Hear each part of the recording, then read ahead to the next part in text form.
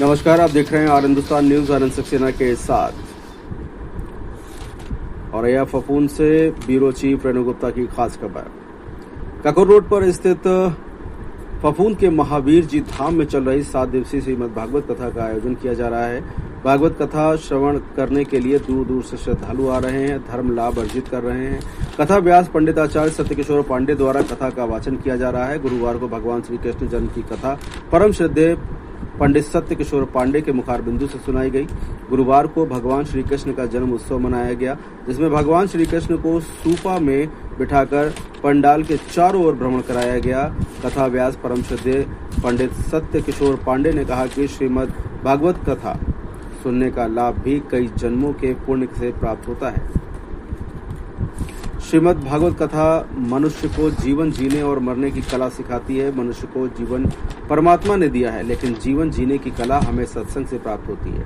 सत्संग का मनुष्य के जीवन में बड़ा महत्व है। कथा व्यास ने कथा का वाचन करते हुए कहा कि भगवान भक्तों के वश में है।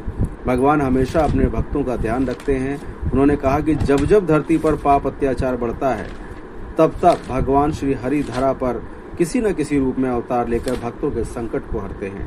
उन्होंने कहा कि जब कंस के पापों का घड़ा भर गया, तब भगवान श्री कृष्ण ने जन्म लेकर कंस का अंत किया और लोगों को पापी राजा से मुक्ति दिलाई। कथा के दौरान कथा व्यास ने अनेक भक्तिपूर्ण भजन प्रस्तुत किए, जिनमें नंद घर जन्मे कन्हैया कान्हा, अब तो ले लो अवतार ब्रज में, तो नंद भवन में जाऊंगी, यशोदा जायो ललना, श्याम तेरी बंशी पुकारे, राधा राम भजनों को सुन, श्रोता मंत्रमुग्ध होकर थिरकने पर मजबूर हो गए।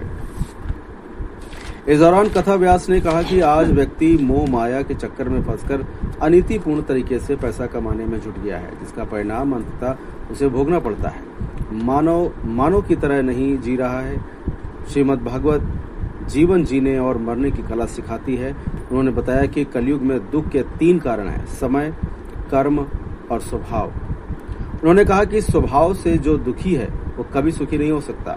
जिस घर में अनीति से धन कमाया जाता है, उस परिवार में कभी भी एकता नहीं रहती, वहां हमेशा बैर बना रहता है। कृष्ण जन्म की खुशी में कथा स्थल को विशेष रूप से सजाकर माखन मिश्री का प्रसाद वितरण किया गया तथा भक्तों ने नाच कर नंदोत्सव मनाया।